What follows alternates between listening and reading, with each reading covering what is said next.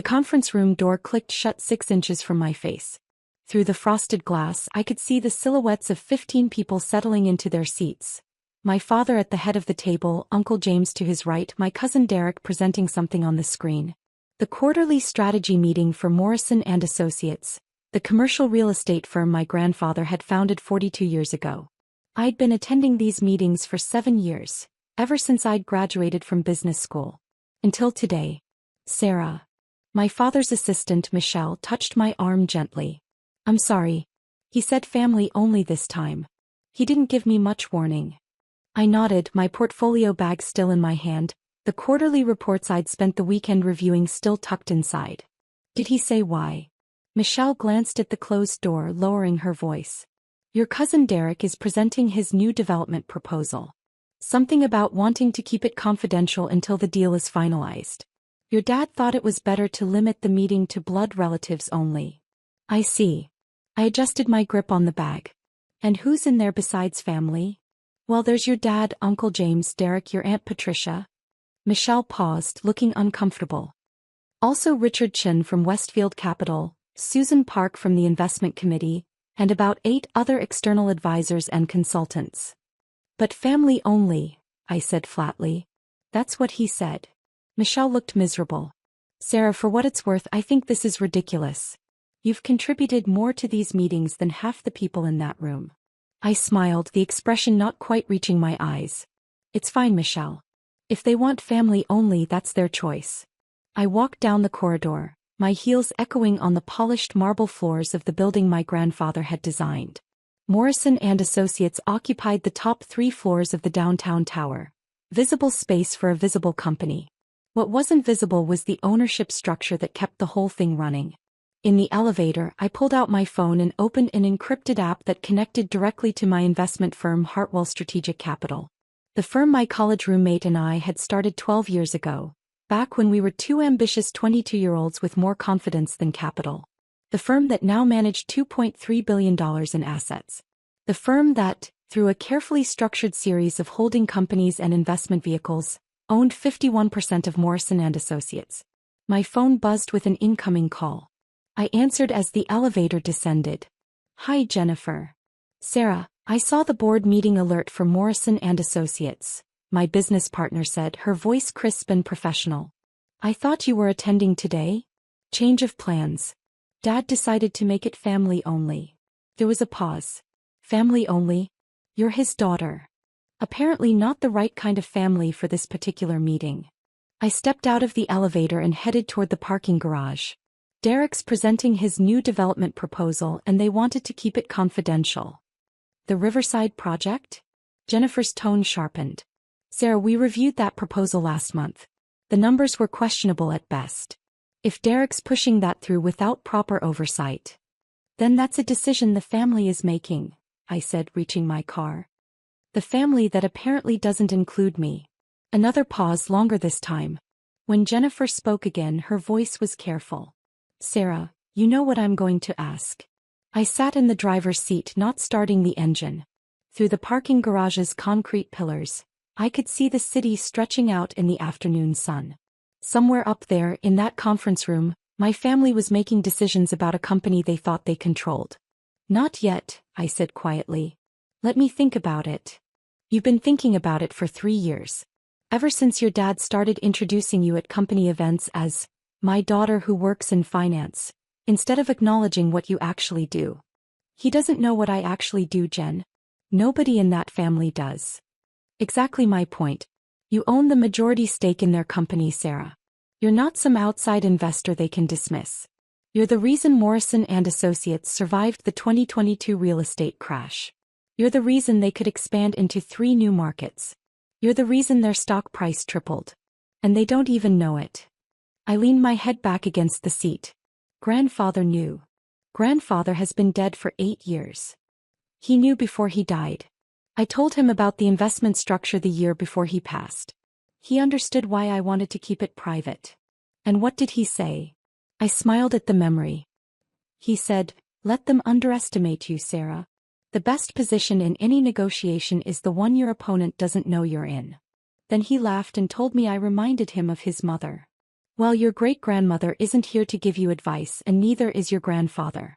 But I am, and I'm telling you that this has gone on long enough. They just excluded you from a major strategic meeting. They're about to approve a development project that our analysts flagged as high risk. And they're doing it without any input from their majority shareholder. I watched an employee from one of the other companies in the building walk past, briefcase in hand, probably heading home for the day. Normal business. Normal life. Nothing like the decision I was weighing. If I reveal the ownership structure, I said slowly, it changes everything. Dad will feel betrayed. Uncle James will be furious. Derek will never forgive me. And if you don't reveal it? Derek pushes through a bad project, the company takes losses, and you watch your investment deteriorate because you were too nice to assert your legal rights as majority shareholder. You're not wrong. I'm never wrong. That's why you made me your business partner. Jennifer's tone softened slightly. Sarah, I know this is family. I know it's complicated. But Hartwell Strategic has fiduciary duties to our investors. We can't let a company we control make poor strategic decisions without intervention. That's not being mean. That's being responsible. A message flashed on my phone screen. An email from my father's office, sent to the general distribution list. Subject: Exciting developments, Riverside project approved. They just approved it, I said, opening the email. Derek's Riverside project. Full approval from the board. They're announcing it to the whole company. Jennifer's sigh was audible. How much capital are they committing? I scanned the email, my stomach sinking. $60 million. Leveraged construction loans. Projected completion in 18 months. And our analysts projected what? 30% chance of default. 35%. The market demographics don't support the commercial space Derek wants to build. The residential units are priced too high for the neighborhood. And the construction timeline is wildly optimistic given current labor shortages. $60 million on a project with a 35% failure rate. Sarah, you have to act. I closed my eyes, seeing my father's face the last time we'd had dinner together. He'd been so proud, talking about the company's growth, about Derek's innovative ideas, about the future of Morrison & Associates. He'd asked about my finance job, in that vague way he always did, not really listening to my answers because he didn't really understand what I did. Hey, I said. Do it. Do what specifically? Schedule an emergency shareholder meeting. Invoke our rights as majority stakeholder. Full disclosure of ownership structure. Jen, I want a complete audit of the Riverside project financials before we proceed. If it's as bad as our analysts think, I want documentation. That's going to take a few days to prepare properly. I have time. The Riverside groundbreaking isn't scheduled for 3 weeks. We can intervene before they break ground and lock in the construction contracts. I'll start the paperwork. Sarah, are you sure?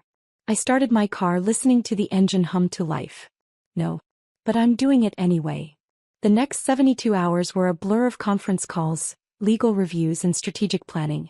Jennifer assembled a presentation that laid out Hartwell Strategic's ownership of Morrison & Associates in excruciating detail. Every shell company, every holding structure, every capital injection over the past 3 years. Our legal team prepared the shareholder rights documentation.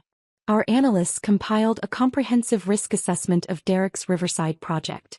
On Thursday morning, Morrison & Associates executive team received formal notice of an emergency shareholder meeting scheduled for Monday at 10 a.m. The notice came from Hartwell Strategic Capital, exercising rights as the majority shareholder. My phone started ringing within an hour. First was Uncle James. Sarah, do you know anything about this? Some investment firm is calling an emergency meeting. They're claiming they own 51% of the company. I know, Uncle James. I'll be at the meeting. But who are these people? How did they get a majority stake? Your father and I control the Morrison family shares. We'll discuss it at the meeting, I said calmly. Monday at 10 a.m. He sputtered.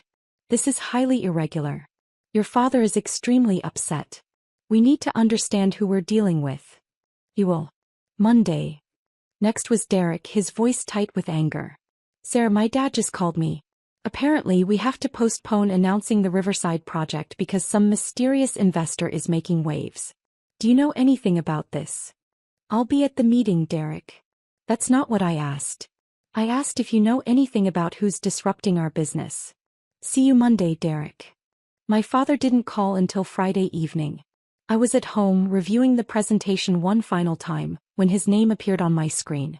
Hi, Dad. Sarah. His voice was strained. I need you to be honest with me. Do you know who Hartwell Strategic Capital is? I set down my wine glass. Yes. And?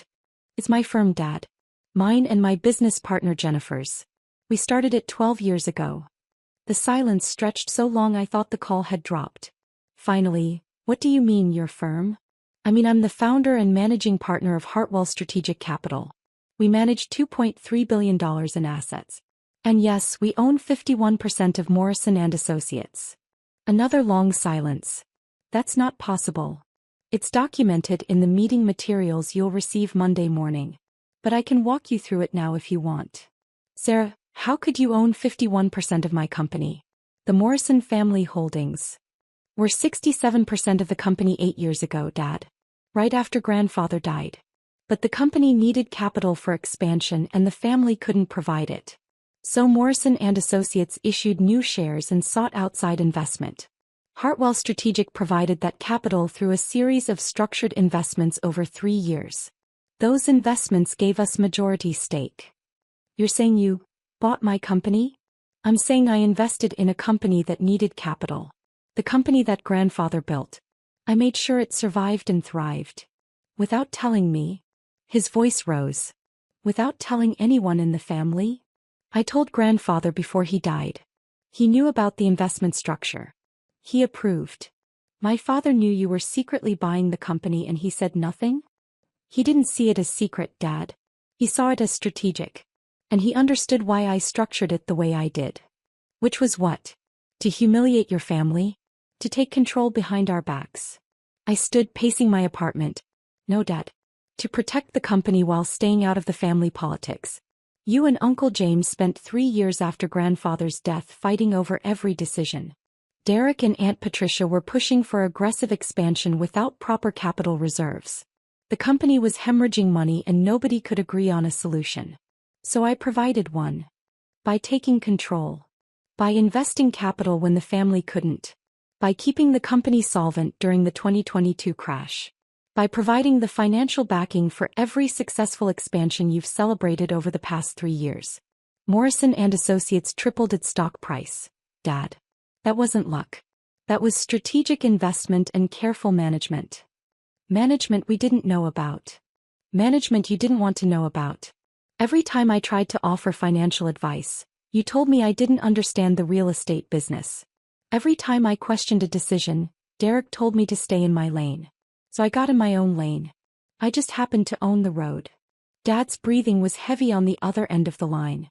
The meeting on Monday. What's going to happen? We're going to discuss the Riverside project. Our analysts have serious concerns about its viability. As majority shareholder, Hartwell Strategic has the right to review and approve major capital expenditures. You're going to block Derek's project. I'm going to present a risk assessment and ask for proper due diligence before committing $60 million to a development with a 35% projected failure rate. Derek has been working on this for 8 months.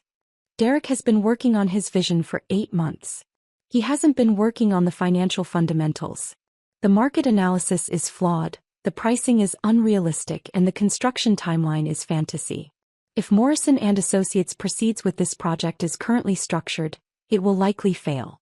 And I'm not going to watch grandfather's company lose $60 million because nobody wants to hurt Derek's feelings. So you wait until we exclude you from one meeting and then you drop this bomb? This is revenge, Sarah. No, Dad. This is consequence. You excluded me from a meeting where major strategic decisions were being made. You called it family only, while inviting external consultants and advisors. You made it clear that I wasn't part of the family that matters. So I'm participating in my other capacity, as the majority shareholder. That's not revenge. That's business. Sarah. I'll see you Monday, Dad. Bring your questions. Bring your concerns. But also bring your willingness to look at actual data instead of just family loyalty. I ended the call and sat back down, my hands shaking slightly. Jennifer had been right, there was no going back from this. Monday morning would change everything. The weekend was quiet. No more calls from family.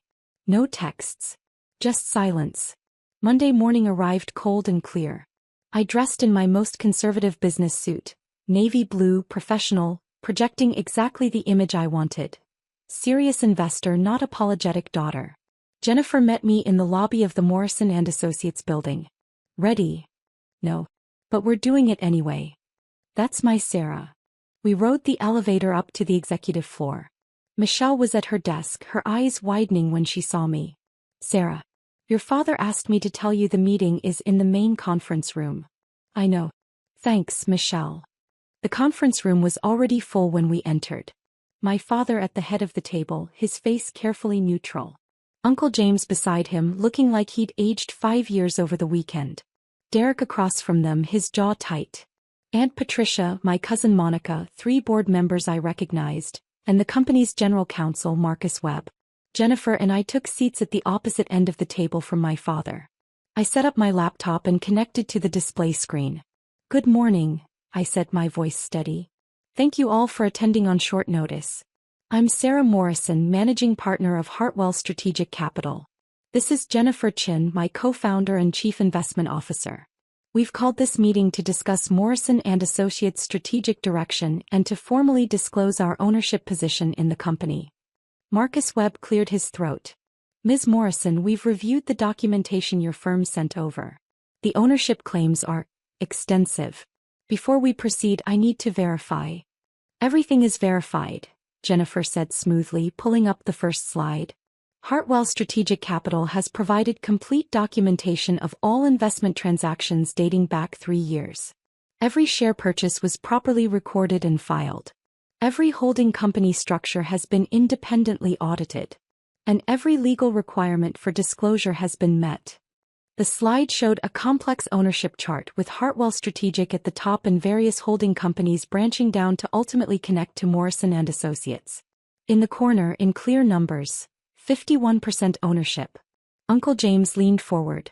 You're telling us that Sarah's company owns the majority of Morrison & Associates? Not just Sarah's company, Jennifer corrected. Hartwell Strategic Capital is a properly registered investment firm with $2.3 billion in assets under management. We have institutional investors, pension funds, and high-net-worth individuals as clients. Our ownership of Morrison & Associates was structured as a standard private equity investment. There's nothing standard about secretly buying a family company, Derek said, his voice sharp. I looked at him directly. We didn't buy it secretly, Derek. Every share purchase was properly documented and filed with the SEC. The Morrison family received quarterly reports from the company showing the evolving ownership structure. If you didn't read those reports, that's not a secrecy problem. That's a diligence problem. But you never told us it was you, Aunt Patricia said. You hid behind corporate structures. We use standard investment vehicles, Jennifer interrupted. The same structures used by every major private equity firm in the country. There was no hiding. There was simply no reason to announce our identity unless and until we needed to exercise our shareholder rights. Which brings us to today, I said, advancing to the next slide. Morrison & Associates has approved a $60 million development project called Riverside. As majority shareholder, Hartwell Strategic has reviewed this project. We have serious concerns. The slide showed the Riverside project, Derek's architectural renderings, the site plan, the projected revenues. It looked impressive, glossy, professional. Derek straightened in his chair. The Riverside project has been thoroughly vetted by our development team. Your development team is optimistic, Jennifer said. Our independent analysts are not. She clicked to the next slide showing market comparisons. Comparable properties in the same neighborhood have vacancy rates averaging 34%. Derek's projections assume 90% occupancy within 12 months of completion. The neighborhood is gentrifying, Derek argued. Property values are rising. At a rate of 3% annually, I said, showing the data. Your pricing assumes 8% annual appreciation. That's not a minor difference, Derek. That's fundamental market misunderstanding. My father spoke for the first time. Sarah, Derek has more experience in real estate development than your analysts. Does he have more experience than the 3 former commercial real estate executives on our advisory board? Jennifer asked. Or more experience than our chief market analyst who spent 20 years at CBRE? Or more experience than our construction consultant who's overseen $4 billion in development projects? The room went quiet. I clicked to the next slide. We're not saying the Riverside location is bad. We're saying the current project plan is financially unsound. The commercial space is overbuilt for the market. The residential units are overpriced. And the construction timeline assumes no delays in a market where average delays are running 6 months. So what are you suggesting? Uncle James asked. That we cancel the entire project? We're suggesting a complete redesign, Jennifer said. Scale back the commercial component by 40%. Reprice the residential units to match actual market comps. Extend the construction timeline by 8 months. And most importantly, reduce the capital commitment from $60 million to $38 million. That would completely change the project, Derek said, his voice rising. The whole vision. The vision doesn't matter if the math doesn't work, I said quietly. Derek, you've designed a beautiful building. But you've designed it for a market that doesn't exist at that price point. We can build something beautiful that also makes financial sense. But not the way it's currently structured. Derek stood abruptly. This is exactly why we didn't want you in that meeting last week. You don't understand vision. You don't understand what it takes to transform a neighborhood. You just see numbers and risk and reasons to say no. I see a $60 million mistake that could seriously damage this company, I said, holding his gaze. And as majority shareholder, I have a legal obligation to prevent that mistake. You're not the majority shareholder, Derek shot back. Your firm is. There's a difference. Is there? Jennifer pulled up another slide. Sarah personally owns 73% of Hartwell Strategic Capital, which means she personally controls the majority stake in Morrison & Associates. She is not just the managing partner making recommendations. She is the principal owner making decisions. The room went silent again. I watched my father's face as he processed this information, watched the realization sink in. His daughter didn't just work in finance. His daughter owned his company. 3 years, Dad said finally. For 3 years, you've owned majority control of Morrison & Associates and you said nothing. For 3 years I provided capital that let this company thrive, I corrected. I funded the Denver expansion that's now your most profitable market. I backed the Portland acquisition that doubled your commercial portfolio. I provided bridge financing during the 2022 crash when banks were refusing loans to real estate companies. Every success Morrison & Associates has celebrated in the past 3 years was made possible by capital I provided. I didn't say anything because I didn't need credit. I just needed the company to succeed. But why? Aunt Patricia asked, genuine confusion in her voice. Why invest so much in a company and stay anonymous? Because grandfather taught me that the best investors are invisible until they need to be visible, I said. Because I knew that if you knew I was funding the company, every decision would become about family dynamics instead of business fundamentals. And because I wanted Morrison & Associates to succeed on merit, not because people were trying to keep the boss's daughter happy. Marcus Webb, the general counsel, spoke up. From a legal perspective, everything Hartwell Strategic has done is proper and documented. As majority shareholder, they have the right to approve or reject major capital expenditures like the Riverside project. The question before this board is whether we accept their restructuring proposal or whether we contest it. Contest it how? Uncle James asked. You can't, Marcus said bluntly. They own 51%. They have voting control. If Hartwell Strategic says the Riverside project needs to be redesigned, then it needs to be redesigned. Derek slammed his hand on the table. This is insane. We're going to let Sarah's company dictate our business strategy. It's not her company dictating strategy, Jennifer said calmly. It's the majority shareholder exercising standard governance rights. This happens in every public and private company in America. The difference is that most majority shareholders don't have personal relationships with management. That's exactly the problem, Derek said. She's using business authority to settle personal grudges. We excluded her from one meeting so she pulls out the nuclear option? That's not governance. That's revenge. I stood, pulling up the final slide. Derek, if I wanted revenge, I would have waited until after you broke ground. I would have let you commit $60 million in lock-in construction contracts. I would have watched the project fail and then I would have removed you from the company. But I didn't do that. Instead, I'm intervening before money is wasted. I'm proposing a redesign that could actually succeed. And I'm trying to save Morrison and Associates from a costly mistake. If that's revenge, it's the kindest revenge in corporate history. Dad stood as well. Sarah, I need to understand something. When you started this firm 12 years ago, was this always the plan? To take over my company? No, Dad. 12 years ago I was just trying to survive in a brutal industry. I was building relationships, learning markets, making smart investments. Morrison and Associates wasn't even on my radar. So when did it get on your radar? When grandfather called me 6 months before he died and asked me to promise I would take care of the company. He knew the family was fracturing. He knew Uncle James and you couldn't agree on strategy. He knew Derek was talented but impulsive. He asked me to protect what he'd built, so I did. I invested. I provided capital. I stayed out of the way until I couldn't anymore. My father's face was unreadable. He asked you to take over. He asked me to protect. There's a difference. Uncle James stood. Robert, we need to discuss this privately. As family. I am family, I said quietly. You're also an investor who just hijacked our company. I'm an investor who owns the company. That's not a hijacking. That's how capitalism works. Jennifer began packing up her materials. Gentlemen, the proposal is on the table. Redesign the Riverside project according to our specifications, or cancel it entirely. Hartwell Strategic will vote against any motion to proceed with the current plan. You have 2 weeks to decide how you want to move forward.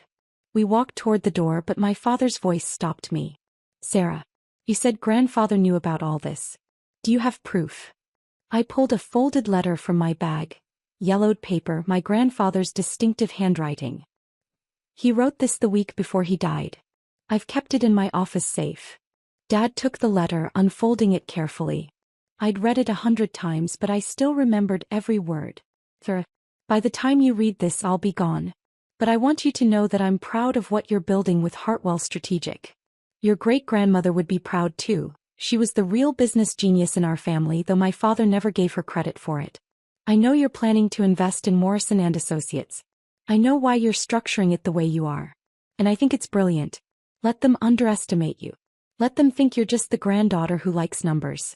The best position in any negotiation is the one your opponent doesn't know you're in. When the time comes, and it will come, don't apologize for being smart. Don't apologize for being prepared. Don't apologize for protecting what I built. Our family has always valued the loudest voice in the room. But sometimes the quietest voice is the one that actually understands the numbers. I'm leaving you the company, Sarah. Not in the will. Your father would never forgive me. But in every way that matters. Take care of it. Take care of them. And don't let anyone tell you that being underestimated is the same as being powerless. Love, grandfather. Dad read the letter twice, his hands shaking slightly. When he looked up, his eyes were wet. He knew. He actually knew. He understood what I was doing. And why. He left you the company. He left me the responsibility of protecting it. There's a difference.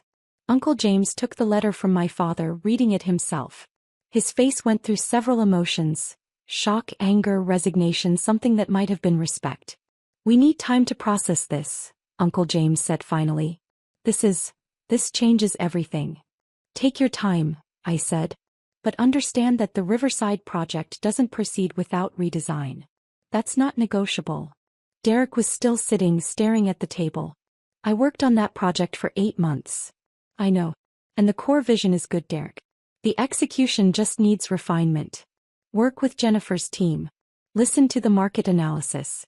Build something that will actually succeed instead of something that looks impressive in renderings but fails in reality. You don't think I know what I'm doing. I think you're creative and ambitious, which are great traits. I also think you sometimes let vision override math, which is a dangerous trait. Learn to balance both and you'll be extraordinary. Jennifer and I left the conference room. In the elevator, she turned to me. How do you feel? Terrified. Relieved.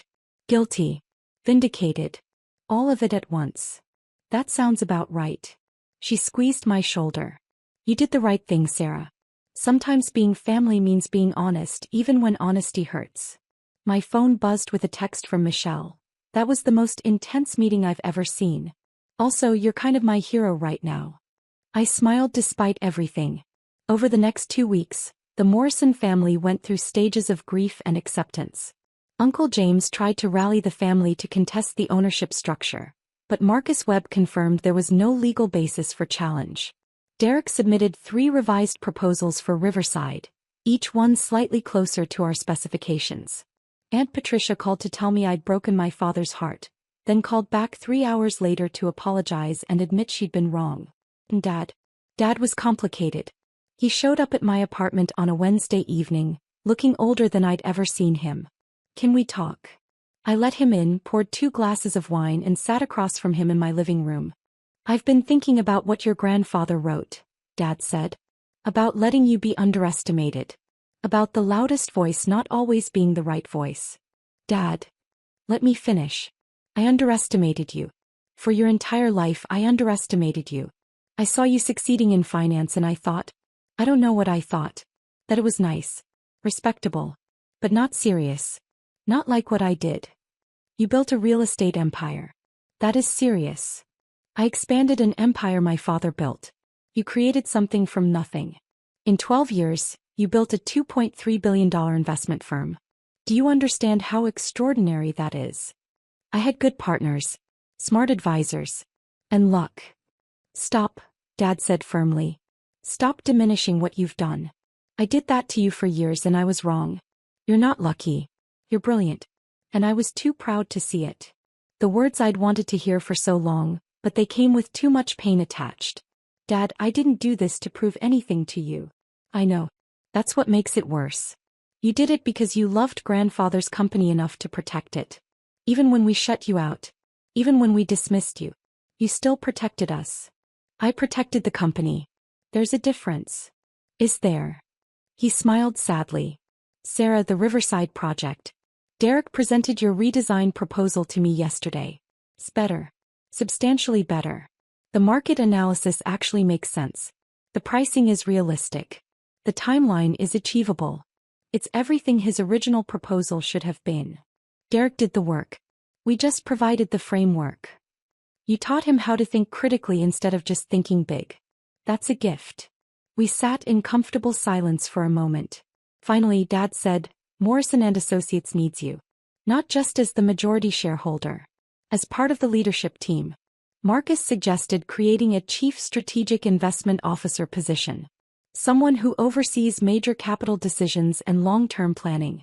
Someone who can balance Derek's creativity with financial reality. You want me to work for Morrison & Associates? I want you to help lead it. The way grandfather wanted. The way you've been doing anonymously for 3 years but now visible and acknowledged. What do you think? I thought about grandfather's letter. About great-grandmother who'd been a business genius without recognition. About being the quietest voice that understood the numbers. I think it's time to be loud, I said. Yes. Dad smiled, the first real smile I'd seen from him in weeks. Your grandfather would be so proud. Oh, I'm proud. Even if I'm late to the party. Better late than never. 3 months later, I stood in front of the Morrison & Associates board as Chief Strategic Investment Officer, presenting the quarterly investment review. Dad sat at the head of the table. Uncle James was to his right. Derek was there, now leading the Riverside project redesign with genuine enthusiasm instead of defensive pride. And at the far end of the table, the seat I used to occupy when I was just taking notes, sat a new junior analyst. A recent business school graduate taking notes on her laptop, probably wondering if anyone actually read her memos. After the meeting, I stopped by her desk. Hey Amanda. How's the learning curve? She looked up, surprised. It's intense. Everyone here is so experienced. Sometimes I feel like I'm just trying to keep up. That feeling never goes away, I said. But eventually you realize that keeping up was never the point. Understanding is the point. Keep taking those notes. Keep asking questions even when people act like they're obvious. Keep building your foundation. You never know when you'll need it. She smiled. Thanks, Ms. Morrison. That actually helps. I walked back to my office. the one next to Dad's with a view of the harbor where cargo ships came and went. On my desk was grandfather's letter, now framed, reminding me daily that being underestimated wasn't weakness. It was preparation. My phone buzzed with a text from Jennifer. New opportunity. Tech startup Series C looking for $200 million. Interested. I typed back, send me the fundamentals. But Jen, make sure they know who they're dealing with upfront this time. Where's the fun in that? The fun is in building something that lasts. Surprise reveals are overrated, says the woman who just spent 3 years as a secret majority shareholder. Exactly. I learned my lesson. Transparency is underrated. Through my office window I could see the Morrison and Associates sign on the building across the street. Grandfather's legacy, now mine to protect. Not from the shadows anymore but in full view. The quietest voice had finally learned to speak. And the family was finally learning to listen. I always knew I was second best in my parents' eyes, but I never thought they'd skip my wedding. I'm Olivia, and this is the story of how my family's perfect image finally shattered, starting with an empty front row at what should have been the happiest day of my life. Growing up, the dynamic in our house was clear. My younger sister, Kate, was the star, and I was the supporting cast. Every achievement of hers was celebrated like a national holiday, while mine were treated as expected background noise. Kate gets an A in math? Time for a special dinner out. I make valedictorian. Good job, honey. Did you hear Kate made the junior varsity tennis team? Don't get me wrong. I love my sister. Kate's never been deliberately cruel or dismissive. She just grew up in a different reality than I did, one where her every move was applauded and photographed, while I learned to celebrate my victories quietly, by myself. Maybe that's why I went into event planning. There's something satisfying about creating perfect moments for other people, even if my own life was full of overlooked milestones. By 28, I'd built a successful business, planning everything from corporate galas to destination weddings. My parents barely noticed, too busy following Kate's journey of self-discovery through 3 different college majors. Then I met Daniel. He came to me as a client, needing help planning a charity gala for his pediatric medical practice. I remember the first time we met. He was flustered, running late after an emergency surgery, his tie slightly crooked. "I'm so sorry," he said, rushing into my office. Tiny humans don't stick to schedules. Something about his genuine warmth, the way he immediately put me at ease, felt different from anyone I'd ever met. By the end of our first planning meeting, we'd spent more time talking about our lives than the gala. He asked about my family, and I found myself sharing things I usually kept hidden. "It sounds lonely," he said softly when I described growing up in Kate's shadow. Being the responsible one, the one who's expected to understand. No one had ever put it into words quite like that before. Our professional relationship quickly turned personal. Within 6 months, we were dating. Within a year, we were living together. Daniel saw me, really saw me, in a way my family never had. He celebrated my successes, supported my dreams, and most importantly, made me feel like I mattered. When he proposed, it was perfect in its simplicity. No grand gestures or elaborate schemes, though I'd planned enough of those for clients. Just a quiet evening at home, after I'd had a particularly stressful day with a Bridezilla client. "You know what I was thinking?" he said, as we sat on our balcony sharing takeout. "You spend so much time making other people's special moments perfect. Maybe it's time someone did that for you." He pulled out a ring, his grandmother's vintage sapphire, reset in a modern setting. Before he could even finish his speech, I was saying yes through happy tears. The next day, I called my parents to share the news. Mom answered on the 4th ring, sounding distracted. "Oh, honey, that's wonderful," she said, in the same tone she used when I told her about my business success. "But listen, can I call you back? Kate just got some exciting news too. She's finally decided to graduate.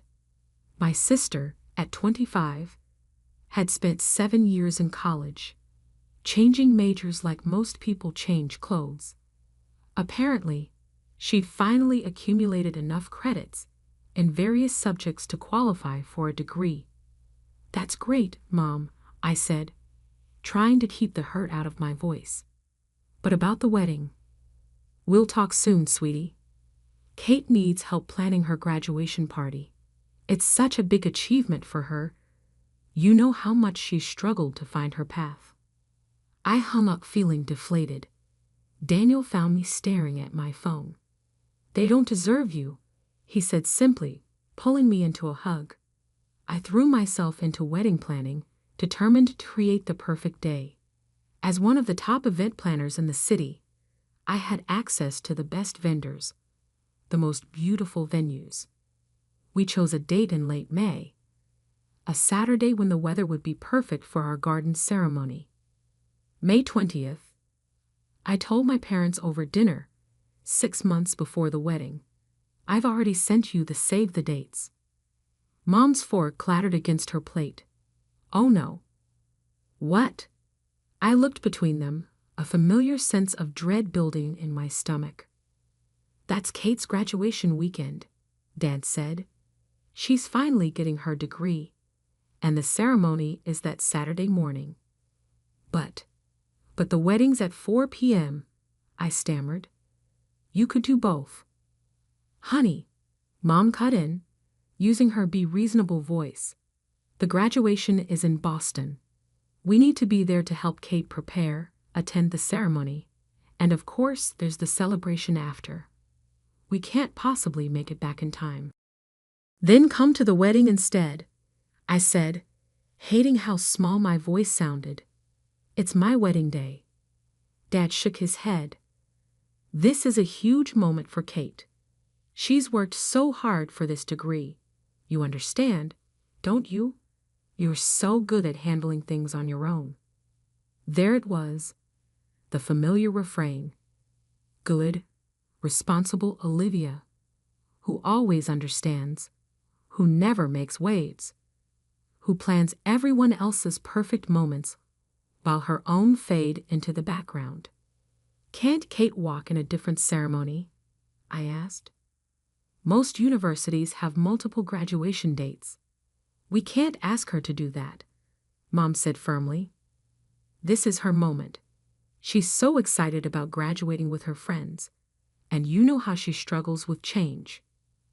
I looked at Kate, who was staring at her plate, unusually quiet. "What do you think, Kate?" I asked directly. She glanced up, then quickly looked away. "I mean, I've worked really hard for this." "And I haven't?" The words came out sharper than I intended. "I haven't worked hard building my business, creating a life, finding someone who loves me." "That's different," Mom said dismissively. "You've always been the capable one. Kate needs us there for support." I stood up, my chair scraping against the floor. "And I don't? It's my wedding day." "Be reasonable, Olivia," Dad sighed. "There will be plenty of people at your wedding. Kate's graduation is more important right now." More important. The words hung in the air like poison. I left dinner early that night, driving home through tears. Daniel was waiting up, and one look at my face told him everything. "They're not coming, are they?" I shook my head, collapsing into his arms. "Then we'll make it so spectacular they'll regret missing it for the rest of their lives," he said firmly. Looking up at him, I felt something shift inside me. All my life, I'd accepted being second best, being the one who understood, who gave way, who compromised. But not this time. Not my wedding day. "Yes," I said slowly, a plan already forming in my mind. Yes, we will. What my family didn't know was that being the city's top event planner meant I had connections, lots of them. And I was about to use every single one to create an event that they'd never forget missing. They thought Kate's graduation was more important. Fine, I'd show them exactly what they were choosing to pass up. The morning after that disastrous dinner, I sat in my office, staring at my extensive contact list. Years of planning other people's perfect moments had earned me favors with the best vendors in the business. Now it was time to call them in. First call. Marco, the city's most sought-after florist. Darling, he answered on the first ring. Tell me you're not canceling next month's Henderson wedding. Actually, Marco, this is about my wedding. There was a pause. Your wedding? The one you're planning yourself? Olivia, mes amours. I thought we talked about this. You know the saying about doctors making the worst patients. Things have changed. I said, my voice steady. My parents won't be attending. They're choosing my sister's college graduation instead. The silence on the other end was deafening.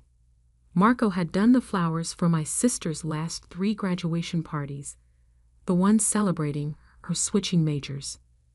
Those bastardos. He finally breathed. What do you need? Everything. I want people to walk in and forget how to breathe. I could practically hear him rubbing his hands together. The garden concept we discussed, but elevated. Crystal-draped trees, floating flowers, illuminated pathways. We'll make the Queen of England's wedding look like a backyard barbecue. Next on my list, Philip, the French pastry chef who normally had a 3-year waiting list. Ma chérie, he cooed when I explained the situation. Say no more. I will create something so spectacular. Your parents will weep when they see the photos. 6 tiers minimum, hand-painted sugar flowers, gold leaf, the works, and for the groom's cake. Daniel loves astronomy, I offered. Perfect. A galaxy theme in dark chocolate and mirror glaze. The stars will actually twinkle, I promise you. One by one, I contacted every top vendor I knew. Charlotte, the lighting designer who'd worked on Olympic ceremonies. Jin, the photographer who shot for Vogue. Eduardo, the cocktail genius known for his molecular gastronomy creations. Each one listened to my story, and each one promised to outdo themselves. No budget constraints, I told them all. I've been saving for this my whole life. It was true. While my parents poured money into Kate's ever-changing college career, I'd been quietly building my nest egg. Now it would all go toward creating something unforgettable. When Daniel came home that evening, he found me surrounded by mood boards and sample books. Should I be worried? He asked, only half joking. I showed him Philip's cake design. His eyes widened at the rotating galaxy tire. Okay, that's amazing. But Liv, you don't have to do all this just because of them. I'm not, I said, realizing as I spoke that it was true.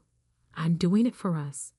For once in my life, I'm going to create my own perfect moment, not someone else's.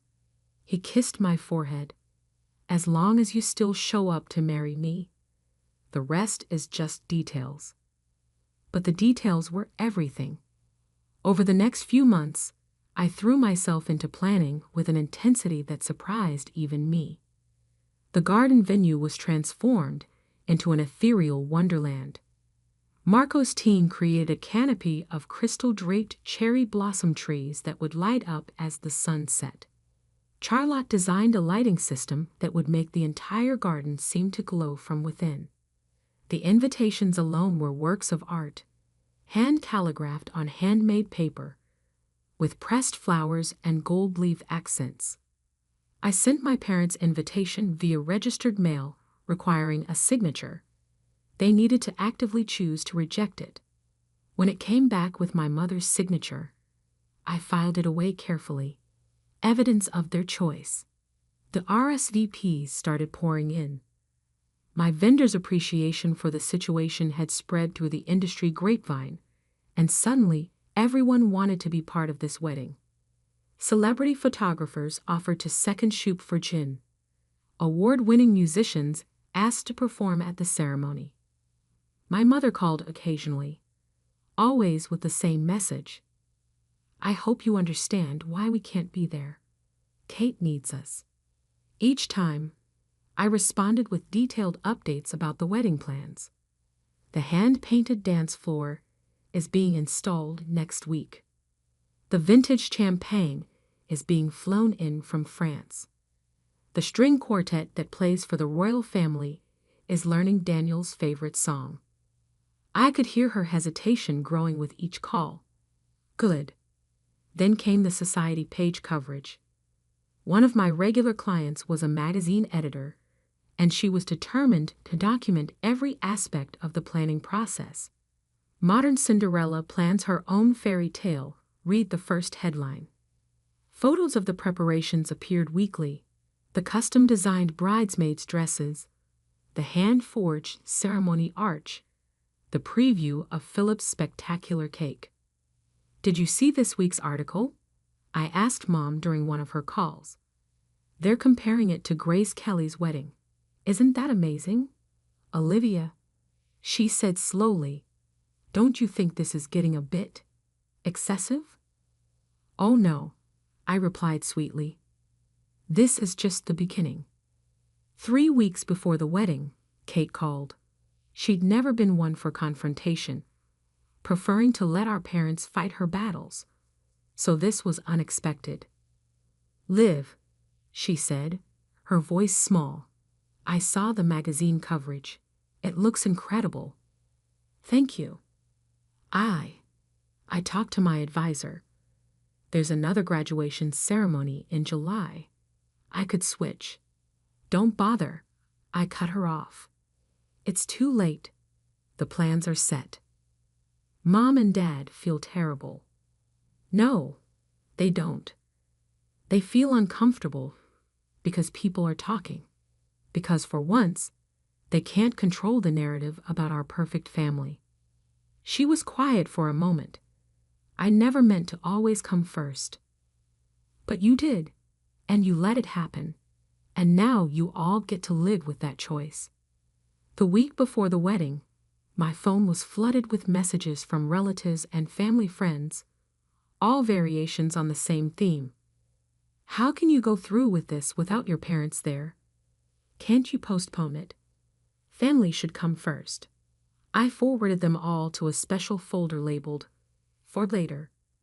Daniel found me in my office, reviewing the final timing schedule. You okay? I looked up at him, at his kind face and worried eyes. You know what? I really am. For the first time in my life, I'm not trying to make everyone else happy. I'm not being the understanding one, the responsible one, the one who gives way. I'm just being me. He smiled. That's who I fell in love with, you know. Not the perfect event planner, not the dutiful daughter, just you. 2 days before the wedding, the final piece of my plan fell into place. My friend at the magazine called to confirm the coverage details. Full spread, top photographers, immediate online release with hourly social media updates, she promised. The whole city will be watching this unfold in real time. Perfect, I said, thinking of my mother's habit of obsessively checking social media.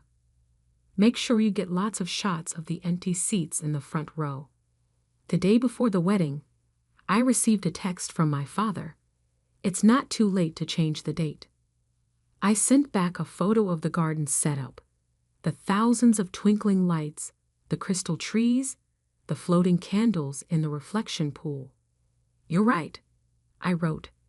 It's not too late for you to change your minds, but it is too late to save your perfect family image.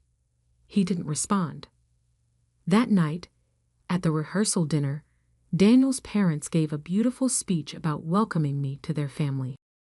I didn't cry until his mother hugged me and whispered, "We'll be in the front row tomorrow, honey. We'll be there." Back in our apartment, I found Daniel adding something to his vows. Spoiler alert, he grinned. I may have included a line about choosing you first, every day no matter what. I fell in love with him all over again in that moment. The morning of my wedding dawned clear and perfect. As I sat in the bridal suite, surrounded by my closest friends and Daniel's family, my phone buzzed with a final text from my mother. "The graduation ceremony starts in an hour. We really wish we could be there too."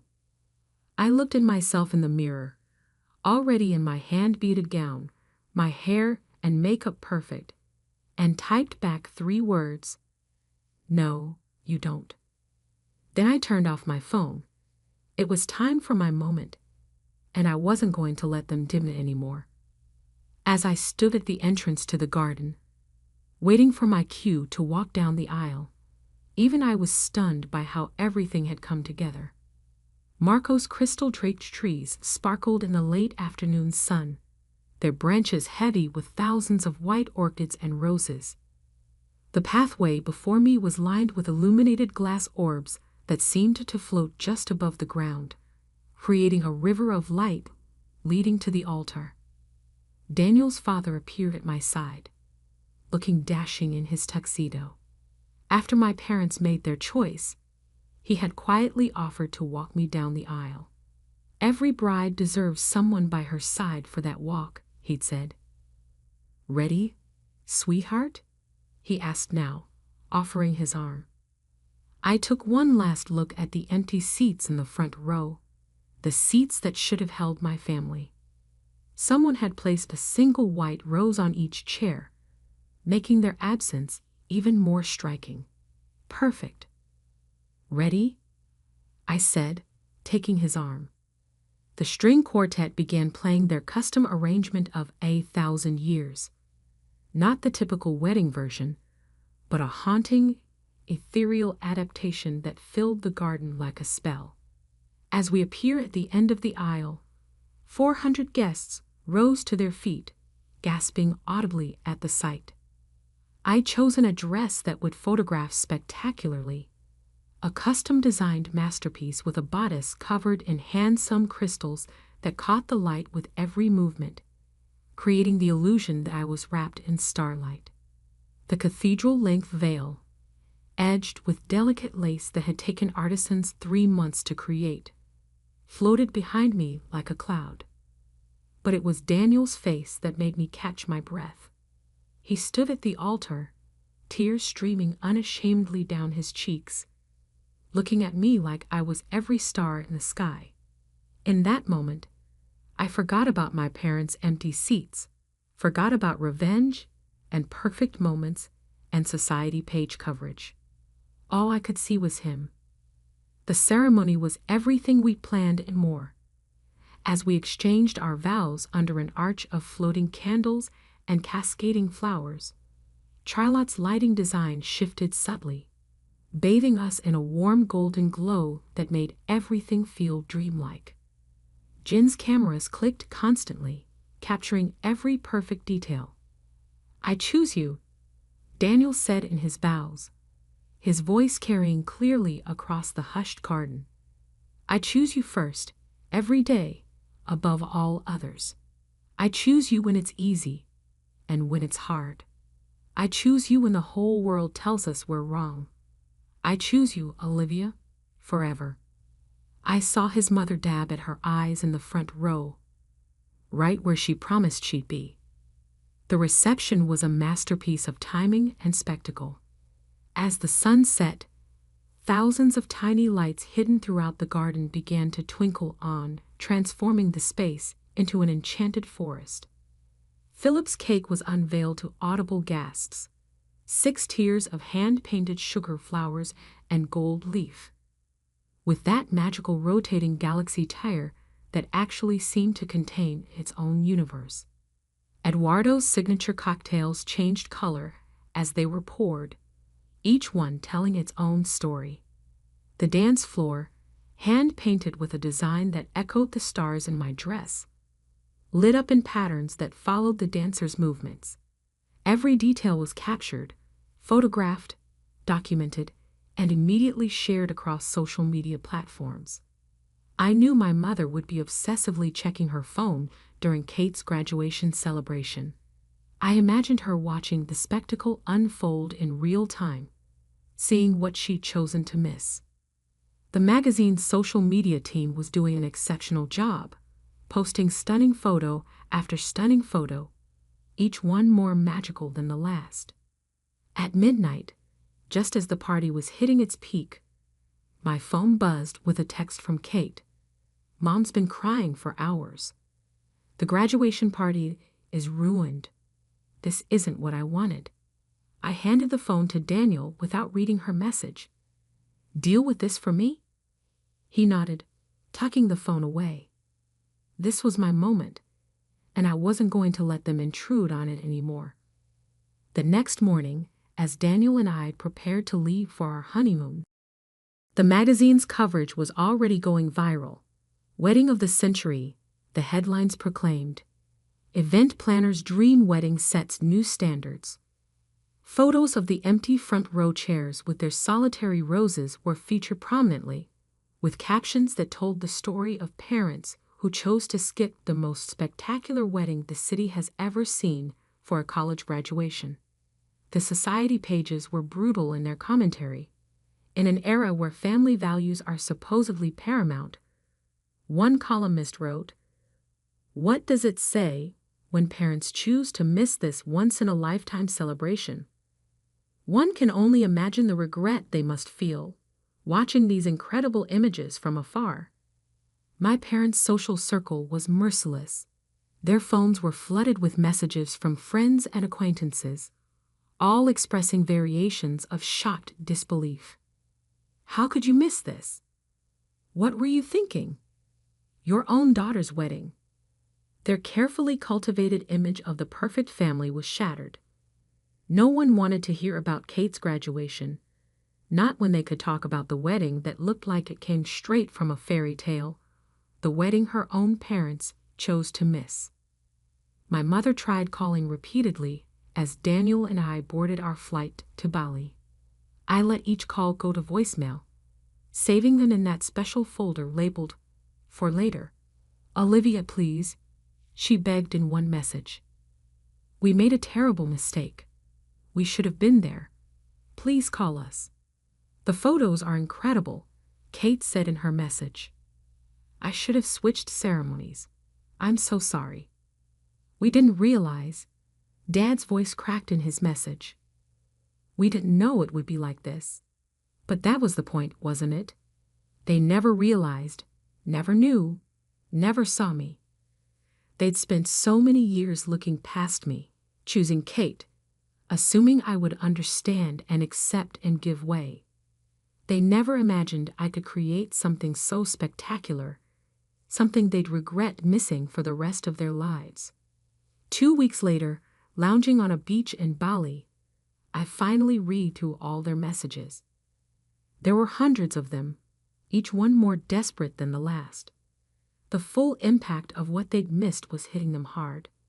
"Should we invite them to the reception we're having when we get back?" Daniel asked, watching me scroll through the messages. I thought about it for a moment, then shook my head. No, they made their choice. Now they get to live with it. "You're not worried about burning bridges." "They burned the bridge," I said quietly. "I just showed them what was on the other side." 6 months later, I won Event Planner of the Year for my own wedding. The photos were featured in every major wedding magazine, each one highlighting the stunning details, the magical atmosphere, and yes, those empty seats in the front row. My parents tried to make amends. They sent gifts, letters, tearful voicemails.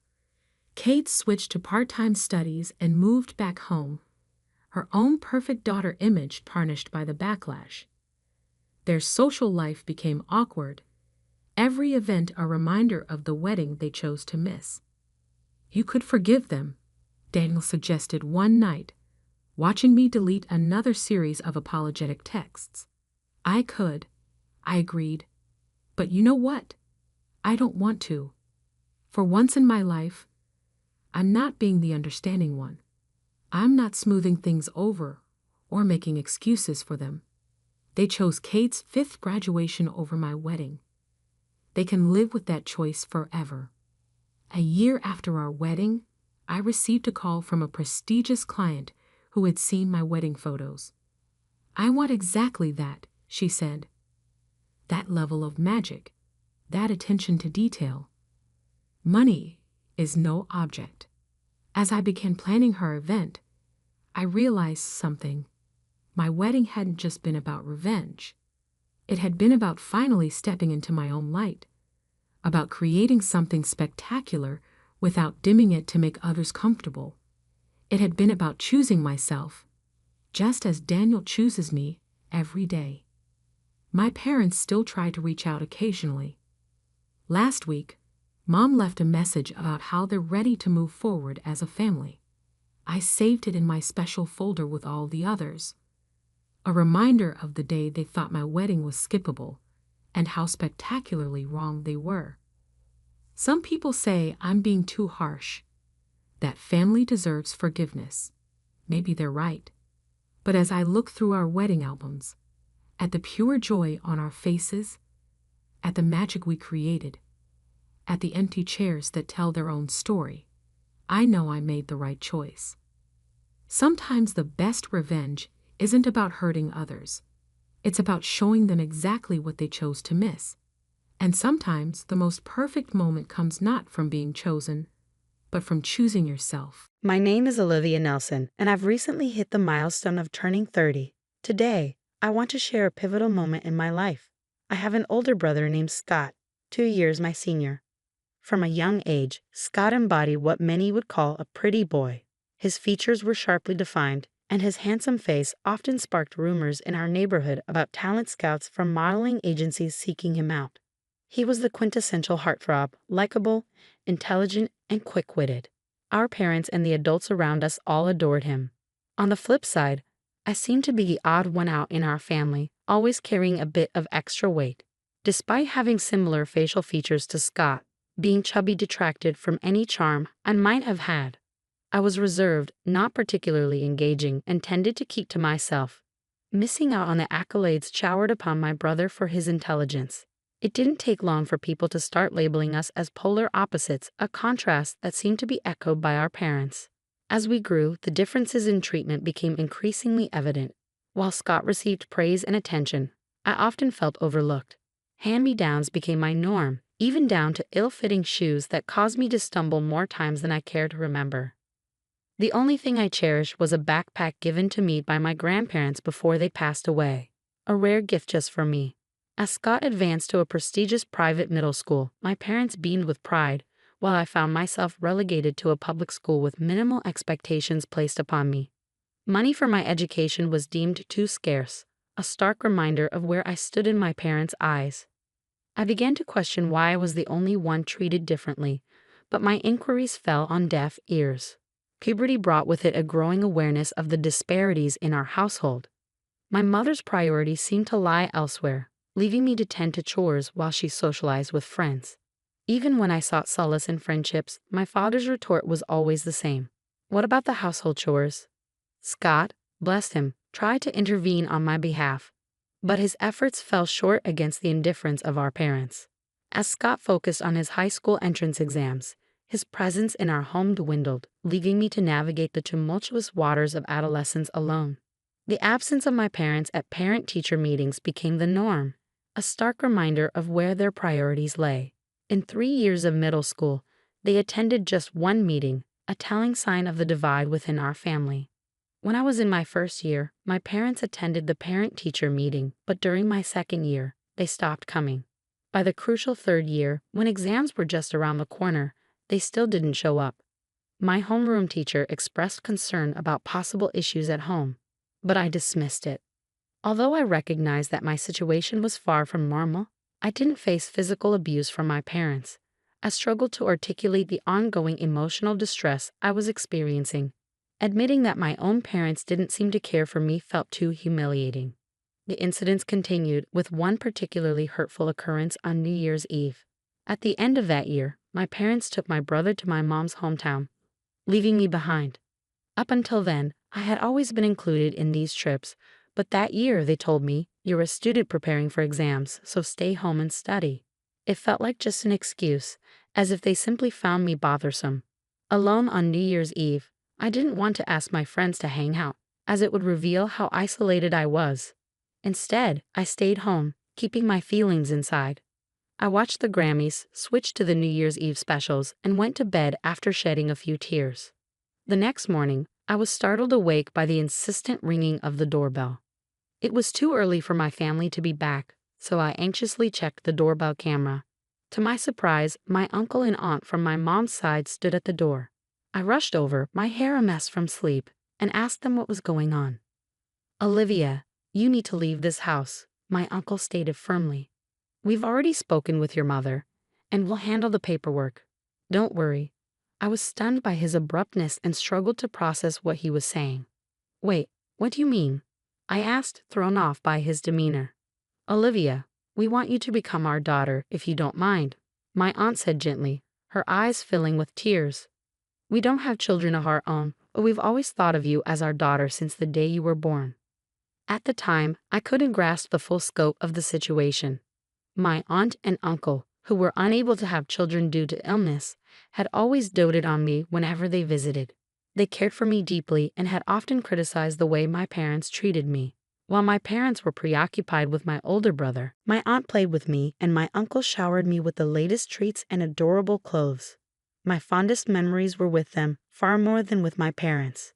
My uncle, who had just come from speaking with my parents, began by saying, "Your parents have no intention of letting you go to high school. They plan for you to start working at 16 to help fund Scott's college education. We can't ignore this, Olivia. You have the right to an education and a chance to pursue your own dreams."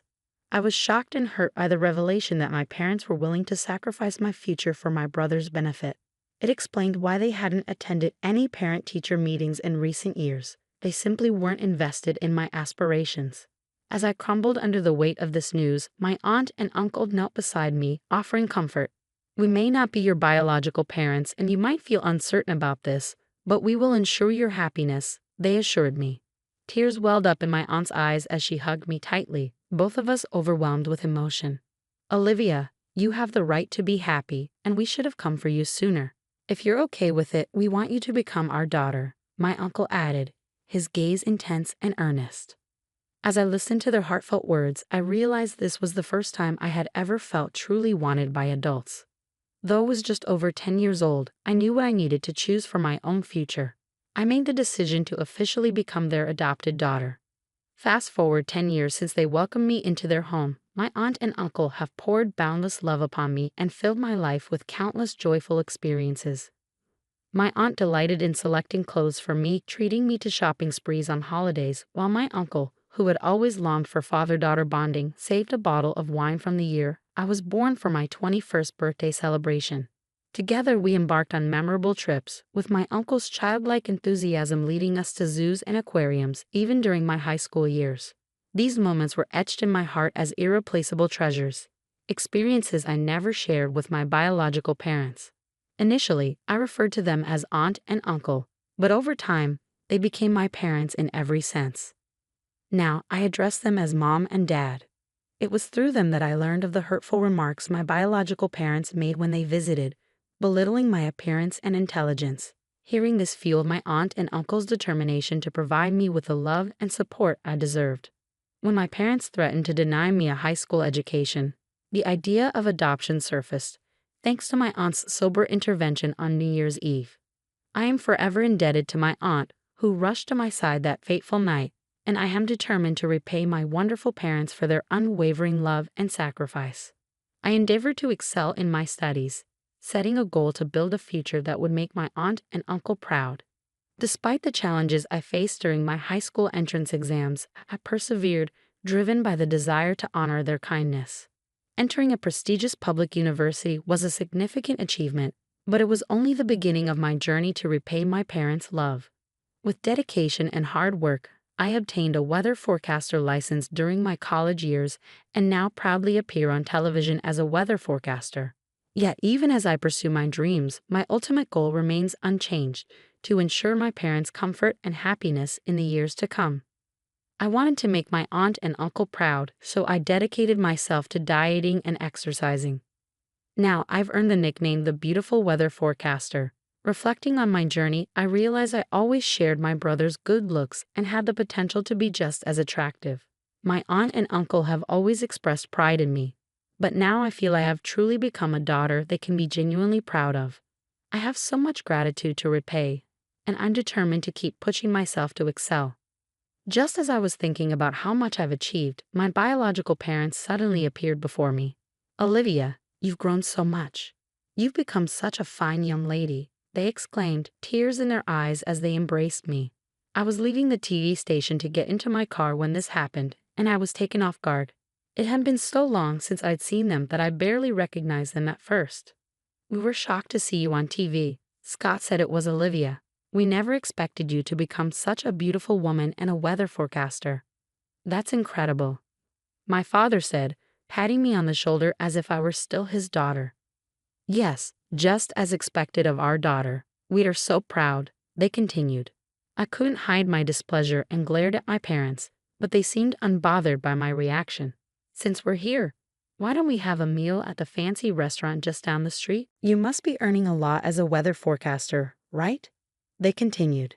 Their sudden reappearance felt intrusive, like they'd been waiting for me, and their suggestion of a meal at an upscale restaurant made it seem as though they were trying to freeload. I wouldn't allow them to take advantage of me. I needed to find a way to drive my parents away, to ensure they wouldn't want to intrude on my life again. As I pondered this, a plan began to form in my mind. "Mom, Dad, it's great to see you.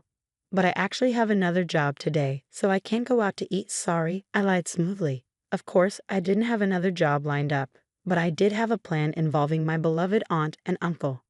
"Oh, that's unfortunate," my mom remarked, a slight click of her tongue. "Could you maybe share your contact information? I'm organizing a small party for my birthday soon, and I'm inviting people from the TV station. It'll be fancy, with plenty of delicious food. I'd love to invite you." Upon hearing this, my parents' eyes noticeably lit up. "Really? Oh, how lucky we are," my dad exclaimed. "And there will be actors there too, right?" "Of course," I replied smoothly, hiding my amusement. "There will be actors, and it's going to be quite the event." A month later, as planned, I arranged for a birthday party at a rented venue. While the gathering was small, a good number of people attended, lured by the promise of a glamorous affair. My parents arrived, eager and waving, acting as if they wanted everyone to know they were my parents, an irritating habit of theirs. "Dad, Mom, welcome," I greeted them, masking my irritation with a smile. "Could you head to the dressing room right away? They'll help you with everything, from your clothes to makeup. Your outfits are lovely, but we also have rental designer clothes available. Enjoy the atmosphere while you're here."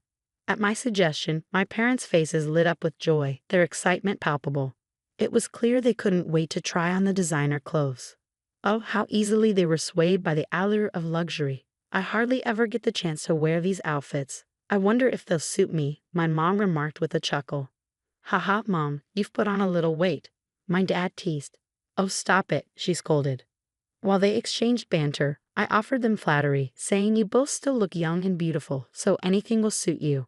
It seemed they had been waiting for a compliment, and they both nodded in agreement. In the past, I feared being disliked more than I already was. I couldn't understand my parents' motives, but now it was clear they were quite superficial. They craved high quality and luxurious things, easily swayed by popular trends. Once they had their hair and makeup done, my parents returned to the party venue in high spirits. My mother wore a pale pink mini dress that exposed her shoulders, a style more suited to a younger woman. The sagging skin on her knees revealed her true age. My father chose a bright red suit with a flashy tie adorned with yellow and green geometric patterns. He was the only one in the venue wearing such a flashy outfit, even though there was no formal dress code. The clothes were indeed designer labels, but they were secondhand. I had chosen and provided the outfits myself. I wanted my parents to wear these today, as they reminded me of a family party from my childhood. When I mentioned this, neither the makeup artist nor the costume staff questioned it.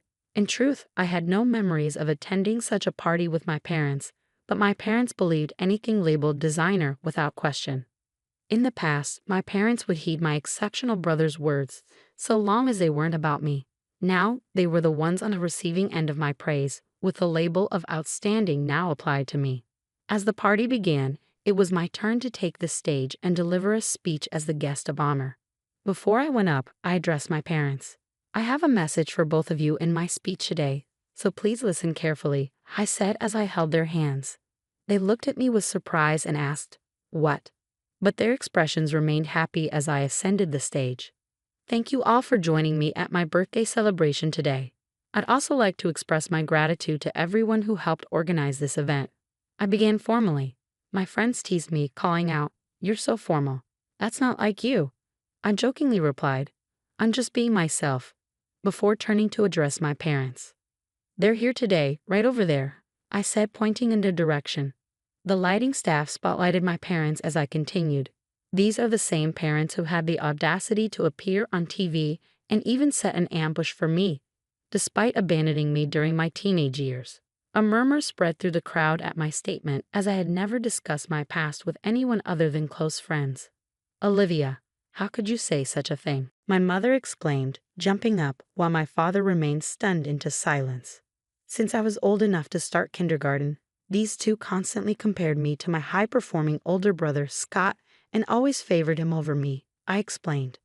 I was the one who never received treats, had to wear Scott's hand-me-down clothes until I was in grade school. Despite all this, I still loved my parents dearly. During middle school, they began imposing household chores on me and eventually declared they wouldn't allow me to attend high school. They wouldn't even attend parent-teacher conferences, I continued. That's when my caring uncle and aunt stepped in and decided to adopt me. Speaking about myself in this way feels odd, but it's the truth. My uncle and aunt have repeatedly reassured me with love, telling me that I am not a bad child. Their support helped me build confidence and overcome my shyness, shaping me into the positive person I am today. The contrast between my cheerful demeanor and my difficult past was striking for the audience, causing immediate murmurs of disbelief and outrage. How could they show up at their daughter's birthday dressed like that? The crowd began to criticize my parents. Unable to handle the scrutiny, my parents hung their heads and trembled. Despite everything, I am now grateful to my biological parents. Their actions ultimately led me to find my true parents, my uncle and aunt, who enveloped me in the warmth of a loving family. My biological parents stared at me, expecting a turn in the story where they would be acknowledged as important. Instead, I offered them a quiet, smiling look. "Mr. Treasure from the Daily Info, are you here? Could you make this story and the accompanying photos into an article? Consider it a birthday present for me." As I called out to my friend from the magazine, he had already started snapping pictures of my parents. Hey, stop it. Don't take pictures." My parents frantically tried to hide their faces. Even now, they couldn't face the consequences of their actions. "You always made me do things I didn't want to do, even when I pleaded with you to stop," I shouted. "You can't impose on others and expect to avoid consequences yourself." At my words, my mother's eyes welled up with tears. "I'm sorry. If you publish this article, it will harm us, your mother and father." "You wouldn't want that, would you, Olivia?" I was astonished by their nerve. Did they really think I still considered them my parents? They had abandoned me, neglecting their duties as parents. My true parents are my uncle and aunt. They are the ones I see as my mother and father. I warned them never to interfere in my life again. As memories flooded back and my gratitude for my uncle and aunt swelled, tears streamed down my face. Seeing my emotional state, the attendees quickly escorted my biological parents out of the venue. This time, it was truly over. I had finally cut all ties with those individuals for good. Reflecting on my achievements and the support from my uncle and aunt, I shed a few more tears, feeling a sense of liberation and accomplishment. Following the incident, a magazine editor asked if I was okay with how things unfolded. I affirmed my decision, urging them to proceed with the story. The resulting article on my upbringing was picked up by various TV shows and quickly gained attention. Concerns about my image being tarnished were unfounded. Instead, the story painted me as a modern Cinderella making a dramatic turnaround, and my reputation soared. On the other hand, my biological parents, let's reluctantly call them that, faced severe repercussions after the story was published. They became outcasts in our community and eventually decided to move. Gossip spread to my father's workplace, forcing him to resign. My mother, who had been a homemaker, was now unemployed. My brother Scott kept me updated on their situation, revealing they were living off their savings. Though Scott had initially hoped we could live together again, he soon understood that staying with my adopted family was the right choice for me. Scott remained a constant source of support throughout my college years, helping guide me in my studies. He ultimately chose to sever all ties with our biological parents after my story was published, jokingly stating he might only see them again at their funeral. Knowing Scott, he might not even attend that. 5 years have since passed. I married Mr. Treasure, who was working at the magazine that published my story, and we now have a pair of twins, a boy and a girl. As a mother, I am dedicated to ensuring my children are treated equally and grow up in a happy, loving environment, just as my aunt and uncle did for me, and as Scott has always watched over me from afar. I want my children to grow up kind and gentle, like my own family. Besides raising my children, I am committed to repaying the kindness shown to me by my uncle and aunt. This year, I surprised them with a trip to Oregon for our wedding anniversary, which we enjoyed with my husband and children. My aunt and uncle often tell me, "Olivia, you have your own family now. You don't have to do this." But for me, giving back is a source of joy, not obligation. Seeing their happy faces brings meaning to my life.